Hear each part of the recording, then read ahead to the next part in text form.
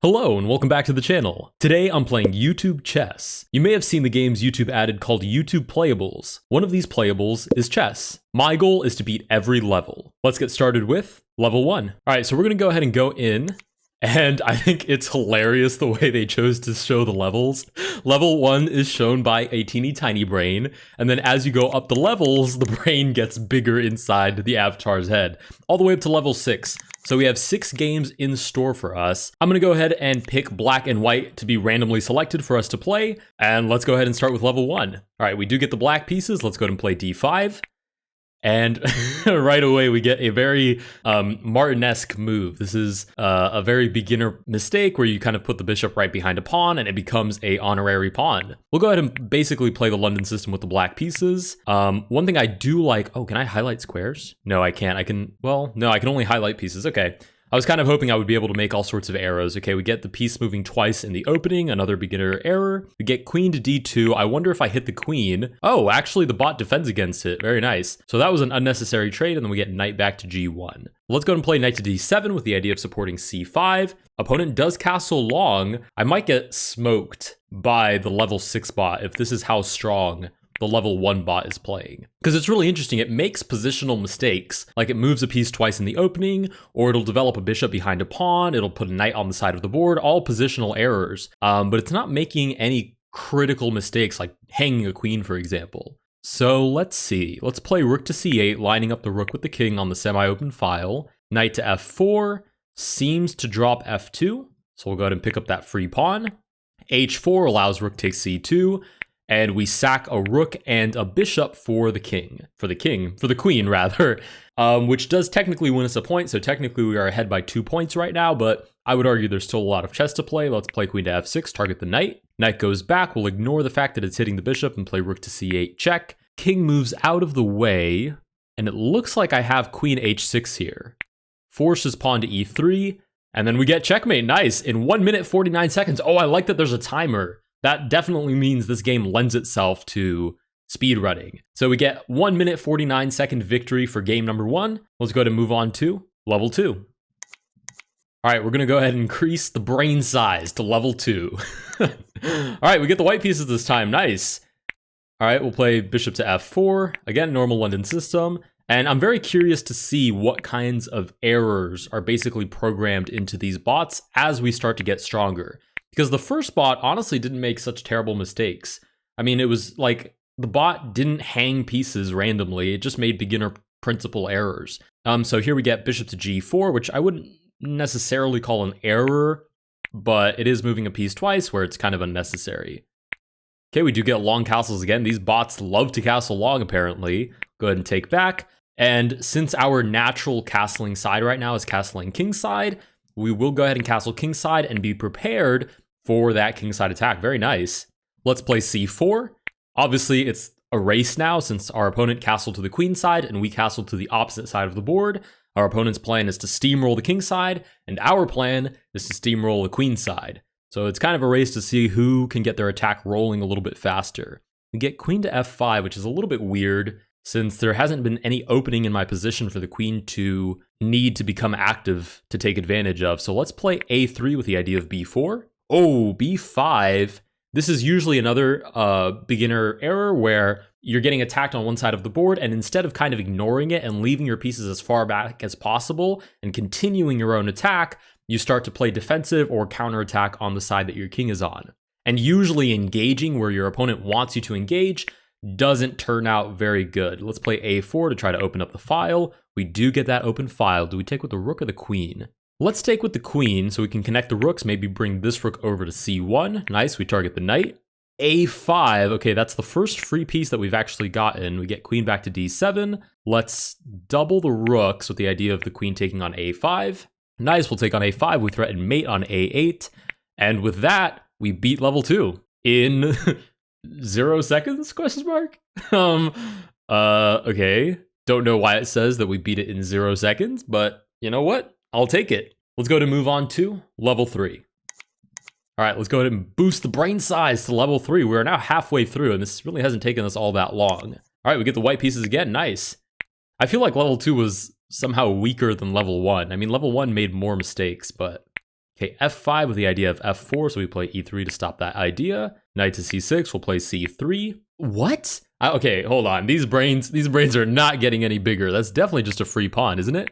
Right, and the queen hits the knight, so the knight has to go run for its life, basically. Okay, that was a little bit interesting. Knight to f3 defends our pawn. Let's play bishop d3, put a little pressure on f5. h5 with the obvious idea of h4. It doesn't work right now, but it could be annoying later, so let's play h3. So we have that little escape square for the bishop. Knight to d2, just continuing normal development. Sure, we can trade off pawns. Pawn takes back. Let's play queen to c2. I'm kind of leaving both options open. In terms of which side I castle to, I'm not really sure which side I prefer, to be honest. I guess I'll just settle for kingside. There's no reason to get too crazy or fancy. Rook to h6, a little bit of a premature rook lift. Let's play e4. I mean, if the king is going to hang out in the center, then I'm going to bring all my pieces to the center.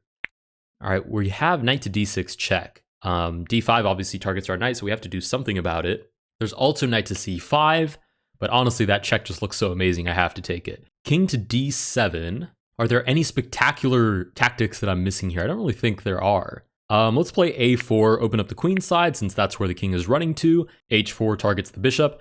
It looks like I could take a free pawn, but then this bishop is overloaded, trying to defend the knight, trying to defend the other knight, so we'll just drop the bishop back instead. Okay, knight to g8, sure, let's take on b5. Ooh, knight to a7 does not recapture the pawn. And actually, I've just realized knight to e7 was threatening bishop takes d6.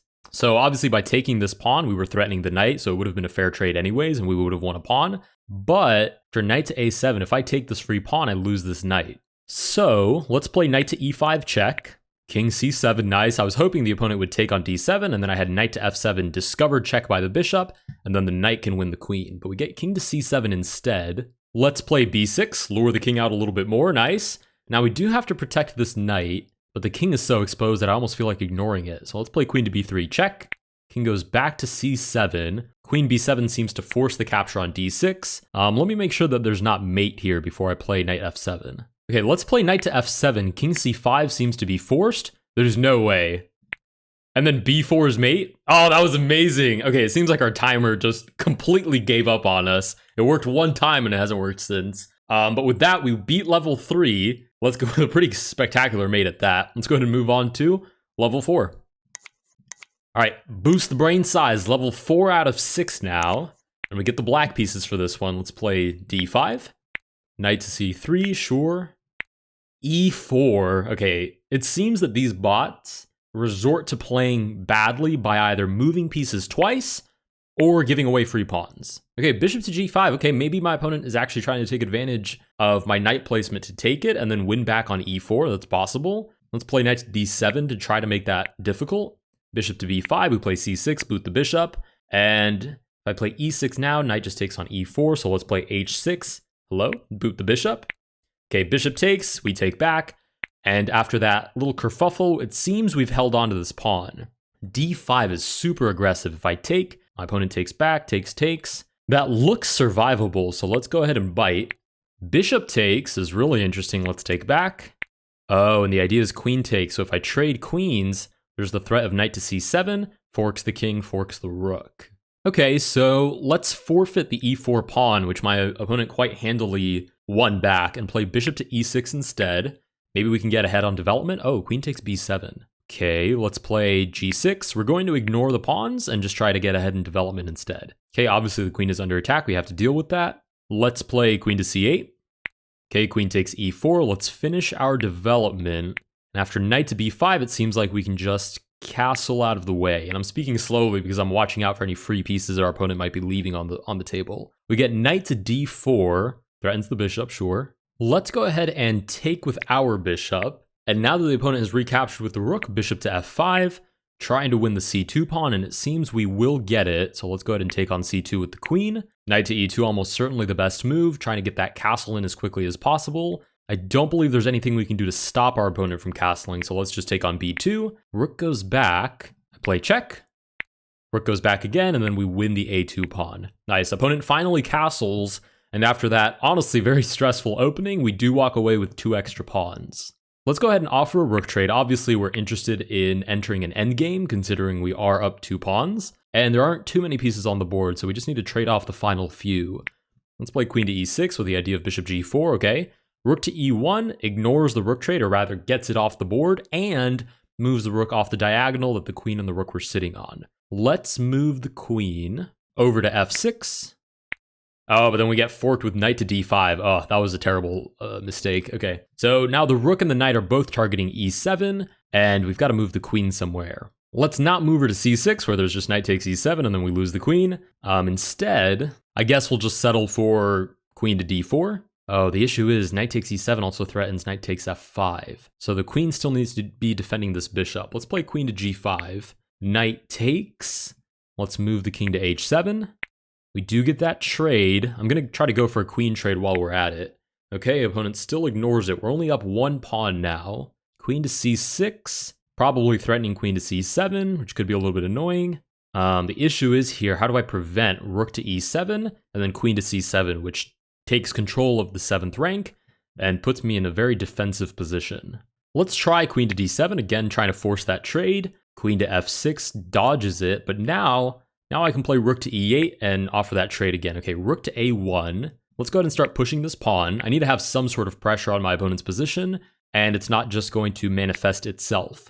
So I'm going to create this, well, rather not create this passed pawn, but I'm going to push this passed pawn and try to make something of it. So pawn to a4, rook back to f1. If I play a3, then I just lose the pawn. So how do I defend it? Maybe queen to e7.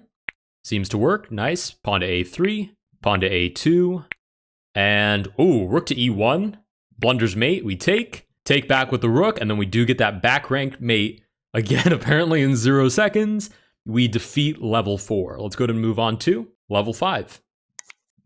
All right, we boost that brain up to level 5. Let's go ahead and hit play. We do get the white pieces. I'm kind of surprised we've made it this far. Oh, okay, this one's a tough one. Because a bot might play randomly very precisely if I do accept the gambit. Although against a human, I would always take the pawn because I feel like I can normally get away with keeping it. Or at least getting some developmental advantage while they try to take back the pawn. I'm going to try it anyways. It's only level 5, quote unquote. Okay, pawn to e6 right away, looking to recapture. Let's play knight to f3. Bishop takes. Now I do want to develop with some tempo, so I'll play bishop g5, hitting the queen f6. Wow. No regard whatsoever for where this knight is supposed to land. No regard whatsoever for this short diagonal. Let's just drop the bishop back to f4. Knight to c6. Let's play e3. e5, drop the bishop back.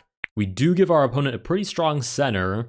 We get queen to b6, targeting b2. Let's play b3, seems to be the only viable defensive move, and we get e4. Okay, if I play knight to d4, takes, loses a pawn, so I kind of have to drop the knight back. f5 defends the pawn that we're targeting now with the knight. Let's play bishop to e2, and I'd just love to castle out of the way as quickly as possible. Okay, we're both castled. Now we can actually play some chess. Let's play c4 with the idea of developing to c3. Bishop immediately stops that idea. Let's try to boot the bishop with a3. Oh, wow. Fancy. Queen to a5. I can't even take because I dropped the rook. Okay. Level 5. Very, very creative. Let's play queen to c2. After d6, what happens after rook to a2? Is there any way to save this bishop? Bishop goes back, then there's just b4, and then it's a fork. So rook to a2 seems to win the bishop. Oh, silly me, there was just that trade. Okay, let's go ahead and take back with the knight, and then the queen retreats, sure. Rook to d1, lining it up, trying to target this weakness. Bishop to e6, if I drop the knight back now, d5, takes, and I guess it's pinned to the queen, but it's not particularly convincing. And either way, I don't really want to drop the knight back to f1. Maybe knight to b1 makes some sense, because then the knight has a future on c3, maybe b5, maybe d5. So let's drop the knight back to b1. Ooh, knight to e8. Now knight to c3 definitely takes control over the d5 square. g5 looking for f4. If I take, opponent takes back, and my bishop is gone. Good as gone, and we don't want that. So how do we stop it is the question. Knight to d5 doesn't seem to work because bishop takes, rook takes, f4 anyways. Oh, that's so interesting though. My queen takes, and maybe there's a crazy kingside attack there. But honestly, it's too risky. Let's just play h3 so we have somewhere to drop the bishop back. Rook to c8. Let's put more pressure on d6. Does knight to b5 work? If the pawn pushes and I take, my opponent could take back, and then maybe like bishop c4. It's too many good ideas. It's too many exciting ideas. I have to try it. Oh, knight to b4. Oh, that's so scary. Oh, this is what I mean when I say exciting ideas. I mean I'm getting myself into a lot of trouble. Okay, if I move my queen out of the way, that seems to be fine. So queen b2. Okay, I drop the rook. Let's take back. Bishop moves back. I'm weirdly and wildly still very optimistic about this. Let's drop the knight back to d4. f4 tries to take advantage of my bishop's position. Let's take. Pawn takes back. I guess bishop back is the only choice. f3. Wow, that's creating some serious weakness on my king side. I think I can take it though. Okay, and what happens now if I just take back with the knight? Bishop takes. I feel like I should have some sort of kingside attack here that might make my robotic opponent regret its decisions, but I'm not totally confident. Like, what about king to h1 here? That's really interesting because there's rook to g1. Let's give that a try. King to h1, h5. Let's drop that check. King moves forward. Bishop c4 lines the bishop up with the king. Bishop to f5. And this is why I said I was still very weirdly optimistic about this. Let's play d6 check. Oh, we get a rook sacrifice. And then bishop to e4. Right, let's play c5 with check. King moves forward. There has to be something here. I'm just not seeing it. Obviously, my knight is pinned to my king, and I'm losing it if I don't give a forcing move. So everything has to be check. I don't love queen to b2 because it allows king to e6. And there's ideas of just king running all the way to the queen side to safety. So what about bishop e5? King moves forward. And then what? How do I justify my decisions? I mean, I could just play it a little more normally. Like, what if I just play queen b3 and defend the knight? It just seems so lame and boring. Oh, actually, here's an idea. Queen to b2 check. If the king tries to run, then there's just queen to e5. We pick up the bishop. Okay, so queen to b2 is still on the table. Yeah, let's give that a try. Queen b2. King moves back to f7. Okay, what if I just crawl forward again with queen to b3? I mean, I'll crawl all the way until I win the bishop. Let's play check again. What a strange maneuver. Wow, I'm glad we sat and thought about that for a little bit. Queen to e5 check. Plainly wins the bishop with that strange little crisscross maneuver that we played. King to c8. Let's go ahead and start threatening mate. It's never too early to start threatening checkmate. Rook to f7. If c6, then I guess I just lose the pawn. So let's play knight to e5. Ooh, sacrifice? I'm more than happy to accept your sacrifice. Queen to f6. I'm not really sure what that's looking for. Let's play check. We do get another rook sacrifice. Let's take. This seems to be just absolutely crushing. Okay, queen to f7 is the equivalent of the bot resigning because it just completely gave up. Let's take on b7. King moves out of the way. Check. Hello? Check. King to e7, right? Dodging rook to b7, which would skewer the queen. So check on d6. King moves back. And with rook to b8, we defeat level 5 in a record 0-0-0-0-0-0. Wow, spectacularly fast chess. Okay, we defeated level 5, probably the most unconvincing win thus far. I'm very curious to see how we will fare with level 6. All right, boost that brain all the way up to level 6. As you can see, it doesn't go any higher. Let's go ahead and just dive right into it. Nice, okay. That's already a little bit of a relief. We get the white pieces, and we get a normal opening. Okay, d5, we get a symmetrical position. This gives me much better chances. Let's play e3.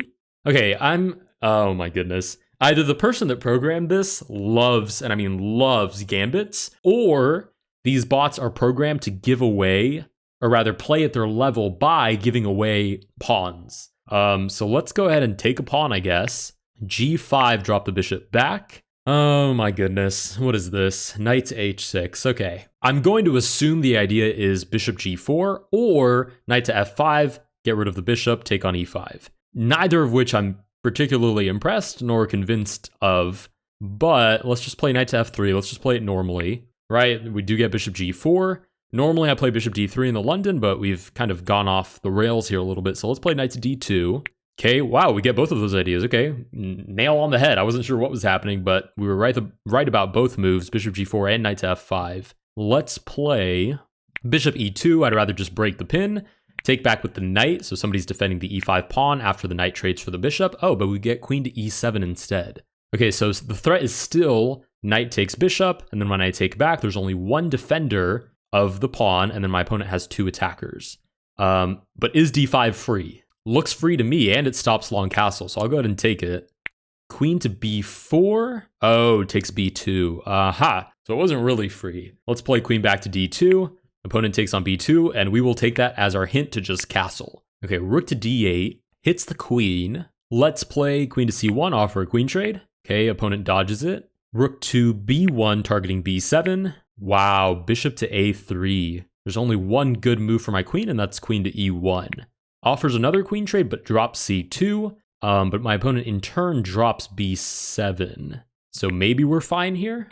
I'm really having a hard time figuring out how strong this bot is because it doesn't play like ridiculously well, but it's not giving me an easy time either. I mean, look at this crazy position. Okay, so there's a couple of options here. We take on c7 and we pin the knight to the queen. We take on g5 and try to weaken the king side, or we try to untangle this mess before we take any material. And if you guys know me, you know that I'm already interested in taking more material. So I'm liking g5 because it weakens the king side, but the problem is with how stuffed up my pieces are, I'm not sure how I would even take advantage of it. So I'm going to take on c7 instead, and we do get g4 protecting the pawn by moving it out of the line of sight of danger. Knight to d4 is interesting, but then just takes, and this pawn didn't have to move a muscle. I guess, well, no, we couldn't take on g4 if the rook takes back. Very strange, very, very strange position. I guess let's play knight to g5, lean into it.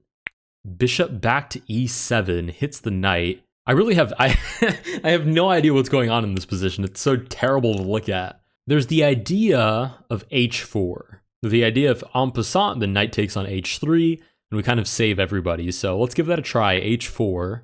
We do get en passant, we take back with the knight, and it turns into basically just a pawn trade. Okay, rook to c8, getting rid of the rook that's pinning the knight. I guess I'll just take it, so the tempo comes back to me after the recapture. Bishop g4 is kind of interesting, pinning the knight to the rook. I really need to untangle this mess at some point, or else I'm never going to be able to take advantage of any weaknesses in my opponent's position. So let's get that party started. Well, if bishop g4, then I might trade off this bishop, and I don't know if I like that. I don't think that's favorable for me, so I will play bishop to f4 first. Bishop to b4. I guess let's offer another queen trade, queen to b1. Okay, our opponent decides to take the bishop, so we will take the knight in turn. And I think that move right there was probably our opponent's first, I don't want to say critical, but first practical error that I can actually do something about. Because by trading this passive, undeveloped bishop for the knight that is guarding a very, very sparse, empty king side, I think my opponents set themselves up for a bit of trouble here. The question is, how do we take advantage of it? Let's start with queen to f6. Obviously, the dark squares are pretty weak here, so maybe bishop h6, and there could be ideas of mate. Okay, rook to c6 very handily defends the position. Let's just drop the queen back to h4. We get rook to g6, knight to g5 is very interesting, trying to target that weak h7 square, and I'm not sure how my opponent defends that. Maybe he pushes it to h6. I drop the knight back, knight is looking at f6, these two pieces are looking at the pawn. That looks too great to pass up on. We do get h6, knight to e4. I'm starting to see a practical, I'm starting to see a practical advantage here, and my opponent immediately takes the queen and goes pawn hunting, which I don't think is going to be justified in this position. Let's take on h6 first. We get knight to d5, which does protect f6, but it also seems to open up the back rank. So let's see, if I play this check now, king to h7, probably a little too rushed. Let's try bishop to g5, and my idea is knight to f6 check, takes, and then I'm threatening mate with the queen and the bishop looking at h8 together. So let's play check. Bishop takes, I take back. We do get the rook sack. Okay, we get the rook sacrifice. Let's take with the pawn. We want to continue with the ideas of mate on g7, but the bishop drops back. Okay, this should be completely winning anyways. Let's play queen to g5, check. King moves out of the way. And what happens now if I play g3, king up, and then slide the rook over? How is my opponent stopping that idea? Let's give it a try. G3. Okay. What is this? Slowest pawn push in existence. Not even a double push because it hangs the pawn. So just a6. Just getting it a little bit closer, but not too close. Okay. King to g2 seems unstoppable. Since the queen now needs 2 tempo to get on the long diagonal and give check. We'll give check on h1. The queen defends. We take. And we are now steamrolling level 6. We can target this pawn because this bishop can never defend a light squared pawn. We take, defend our own pawn. And there's so many ways to win this. I'm just going to push everybody. Check, just give check everywhere and just push all of my pawns. And eventually I'll have a second queen appear on the board and it'll be an easy mate from there. Sure, e6. Thank you. Takes, fine by me. Now g5. Wait. I may have played this too quickly, hold on. Okay, let's play queen c6 first, target the bishop.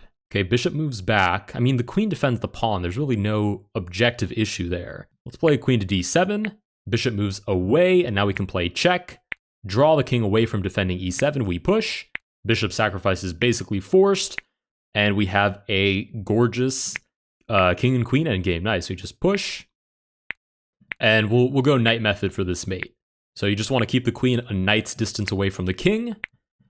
And the king has no choice but to either walk itself to a corner or to one flank of the board. Nice. We've walked the king all the way down, and now we will just not do the last move because we don't want stalemate, right? If I do it one last time when the king is in the corner, that's stalemate. So now we just walk the old fartsy king all the way up after hiding out on g1 for the whole game and then doing a little shuffle to g2 to get out of the way. We walk it all the way up to the king and give checkmate. Nice. With that, we've defeated every single brain level in this entire game. This reminds me a lot of those chess games that they offer like in flight. Like if you've ever been on a plane and they've had those little TVs, you can play chess. And normally the bot on those computers are like terrible, like awful chess players. Like you can play the strongest bot and it'll give away a free piece. This is not too different. Maybe they'll see this video and add another level where the brain just encapsulates the entire head. In the meantime, we did defeat all 6 levels. If you guys did enjoy this video, please consider liking and subscribing. Let me know down below what you guys think of YouTube playables in general or YouTube playables chess, and I will see you guys in the next one.